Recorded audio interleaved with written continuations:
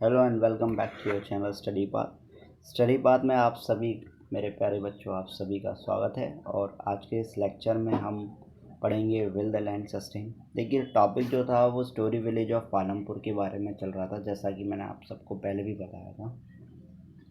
अब देखिए यहाँ पर क्या है कि will the land B sustain, इस टॉपिक के बारे में हम चर्चा करेंगे। देखिए लैंड एक नेचुरल रिसोर्सेस है जो कि बहुत केयरफुली प्रिजर्व करना ज़रूरी था पालमपुर विलेज के अंदर। और पालमपुर ही नहीं, पूरे वर्ल्ड में यदि बात करें तो लैंड एक नेचुरल रिसोर्सेस है जिसका हमें प्रॉपर तरीके से ध्यान रखना चाहिए। लेकिन कुछ साइंटिफिक रिपोर्ट ये बताती हैं कि जो मॉडर्न फार्मिंग मेथड है उसकी वजह से जो नेचुरल रिसोर्सेज के जो बेसिस थे उनको बहुत बुरी तरीके से एक्सप्लॉइट किया गया। वो कैसे कि जो ग्रीन रेवोल्यूशन हमने बात की थी 1960 के अंदर अराउंड आया था, जब हमने इससे पिछले वाले टॉपिक में देखा था ग्रीन रेवोल्यूशन के बारे में कि उसमें किस तरीके से over chemical use high yielding variety seeds के लिए ओवर केमिकल फर्टिलाइजर्स का इस्तेमाल किया गया, जिसकी वजह से जो लैंड है वो डिग्रेडेड होना शुरू हो गई। और काफ़ी ज़्यादा उस हाई यील्डिंग वैरायटी सीड्स में ग्राउंड वाटर का, ट्यूबवेल इरीगेशन का, इसका पानी का भरपूर इस्तेमाल किया गया।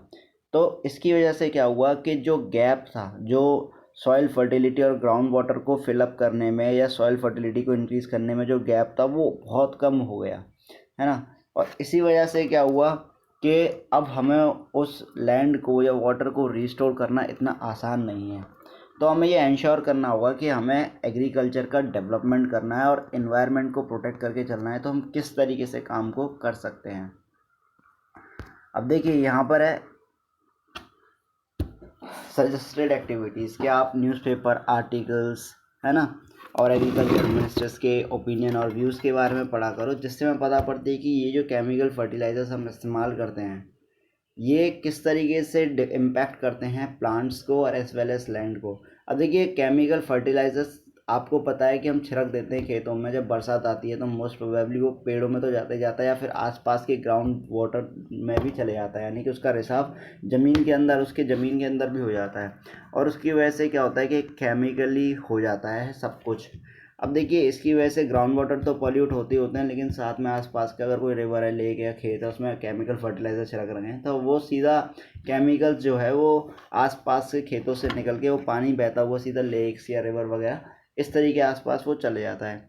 तो ये क्या है, अल्टीमेटली वो डिस्ट्रक्ट कर रहा है, बैक्टीरिया को तो मार ही देता है, साथ ही साथ में जो माइक्रो ऑर्गेनिज्म होते हैं सॉइल्स के अंदर उनको भी ख़त्म कर देता है। तो ये सारी बातों का हमें ध्यान रखना ज़रूरी है। अब देखिए how land is distributed in between the farmers of Palampur. अब इस टॉपिक के अंदर ये बताया है कि जो ज़मीन का जो टुकड़ा है, ज़मीन का जो पोर्शन है वो किस तरीके से डिस्ट्रीब्यूटेड था पालमपुर के अंदर। देखिए अनफॉर्चुनेटली ये बात तो सभी को पता है कि एग्रीकल्चर इतना ज़्यादा सफिशिएंट नहीं था पालमपुर में कि सभी उसके अंदर एंगेज रख सकें, मतलब अपने आप को इंडल्ज कर सकें और अपने आप को बिजी रख सकें। ये सब कुछ तो नहीं था, लेकिन हाँ कुछ ये भी था कि पालमपुर में 1/3 लोग, जैसे कि जिसमें से 1450 फैमिली, उनके पास तो ज़मीन ही नहीं थी। 150 फैमिलीज ऐसी थी जो बहुत ही ज़्यादा दलित परिवार से आती थी, तो उनके पास कोई लैंड ही नहीं था कल्टीवेट करने के लिए। फिर जो बची कुची फैमिलीज़ थी जिनका खुद का मतलब कोई लैंड था, तो जैसे 240 फैमिलीज़, तो उनके छोटे छोटे प्लॉट बटे हुए थे, हम कह सकते हैं 2 हेक्टेयर से भी कम के साइज़ के उनके पास प्लॉट थे। तो वो उनकी फैमिली ही उसमें इंडल्ज हो जाती थी, तो वो बाहर से लेबर के हायर कर सकते थे। तो एक ये समस्या बड़ी आ रही थी पालमपुर के अंदर। अब देखिए एक एग्जांपल देके बताया है कि 1960 में, मैंने आपको बताया ना ग्रीन रेवोल्यूशन की थोड़ी शुरुआत हुई थी उस दौरान। तब गोविंद एक फार्मर हुआ करता था, पालमपुर स्टोरी की एक घटना बता रहे हैं, जिसके पास 2.25 हेक्टेयर का एक लार्जली अनइरिगेटेड लैंड था।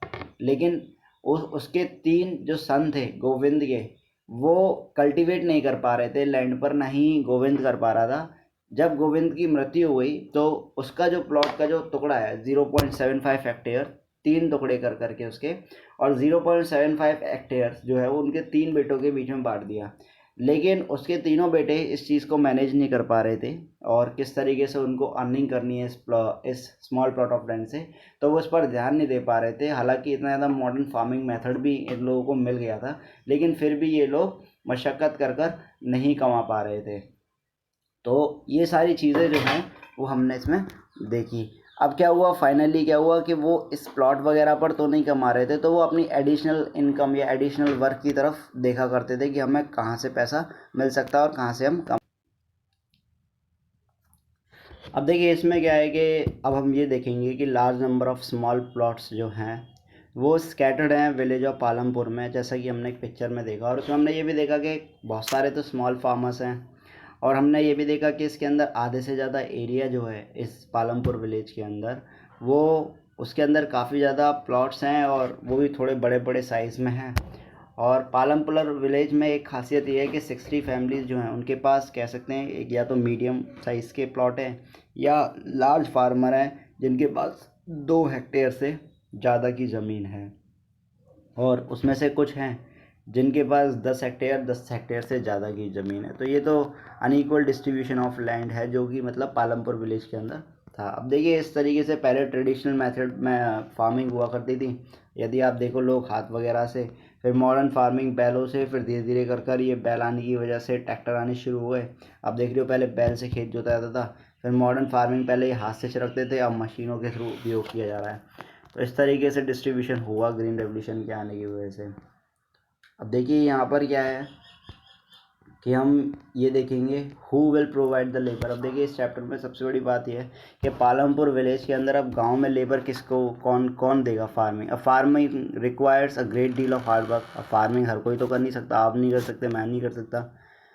तो फार्मिंग जो है वो ऐसा तो नहीं है कि बहुत ज़्यादा आसान है और उसको हर कोई कर सकता है, ऐसा भी नहीं है कि बहुत ज़्यादा शॉर्टली डेडेड है और उसको हर कोई कर सकता है। तो ये सारी चीज़ें देखी जाएंगी। ऑन द अदर हैंड हमने एक चीज़ और नोटिफाई की इसके अंदर कि यहाँ पर हमने देखा कि जो छोटे छोटे नॉमिनल वाले फार्मर्स हैं, है ना, उनकी कोई कल्टीवेट करने के लिए उनके पास खुद की कोई ज़मीन नहीं है, तो वो काम की तलाश में बड़े बड़े फार्मर्स के की तलाश में ढूंढ रहे हैं। तो इसलिए कंपटीशन भी ज़्यादा है। 60 फैमिली जो है उनके पास ही एक हम कह सकते हैं ज़्यादा मतलब प्लॉट ऑफ एरिया है, तो वही लेबर को हायर करेंगे, लेकिन अल्टीमेटली उनकी फैमिलीज़ वगैरह भी उस प्लॉट पर काम करती है, तो इनको कोई जॉब भी नहीं मिल पाती है, जो लेबर हैं, जो गरीब श्रेणी के लोग हैं।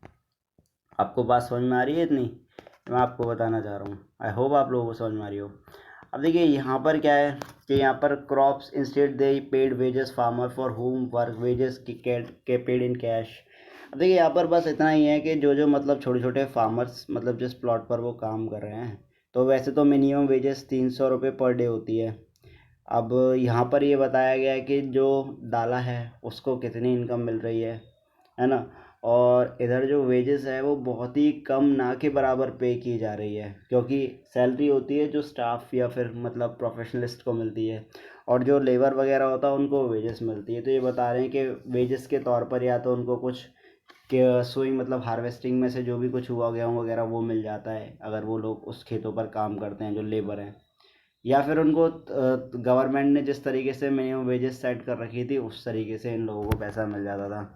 तो ये सारी चीज़ें देखें हम, बाकी का हम अगले लेक्चर में फिर कवर अप करने की कोशिश करते हैं। ये ज़्यादा कुछ तो थोड़ा बहुत टॉपिक रह गया है, we will going to finish it और इन द नेक्स्ट क्लास, है ना। टिल द टाइम आप लोग रीड कीजिए, ये चैप्टर्स तो आपके आएगा ही आएगा, और जो मैंने कराए हैं अभी रिसेंट में सिर्फ वही चैप्टर आएंगे यूनिट 2 में।